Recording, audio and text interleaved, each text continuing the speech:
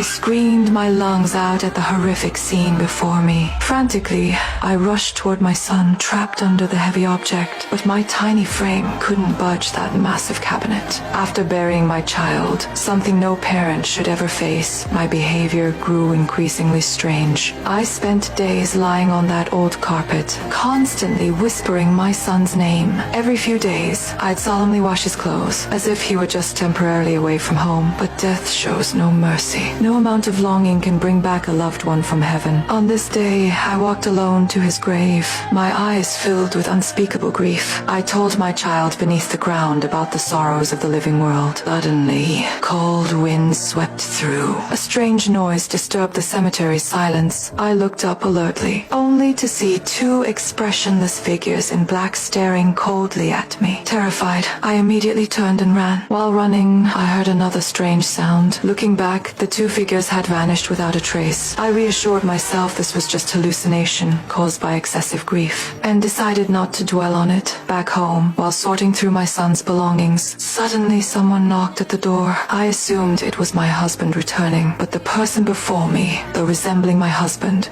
Washington's cheerful with no sign of grief. Even more bizarre, he started talking about my aunt who died 20 years ago, claiming he'd just met her. While I was completely baffled, another knock sounded at the door. My husband's voice clearly came through. This terrified me. I quickly looked back toward the living room. The first husband had completely disappeared. Trembling, I opened the door. My real husband stormed in furiously. The moment he entered, he lashed out at me. Since our son's accidental death, he'd blamed me for being careless. We've been living like strangers ever since, waking from a nightmare in the middle of the night. Thankfully, my husband pulled me back to reality. The next day, I confided in my longtime best friend. She believed my grief was causing hallucinations. She earnestly advised me to let go of the past, but I was convinced what I saw was real. I decided to say goodbye to my mother and head to my aunt's old house to seek the truth. Passers-by tried to dissuade me, saying that place was a notorious haunted house. But to solve the mysterious phenomena happening to me, I gritted my teeth and pressed forward. Little did I know the truly terrifying things were just beginning. That abandoned old house, known for frequent paranormal activities. As soon as I stepped over the threshold, the front door slammed shut behind me.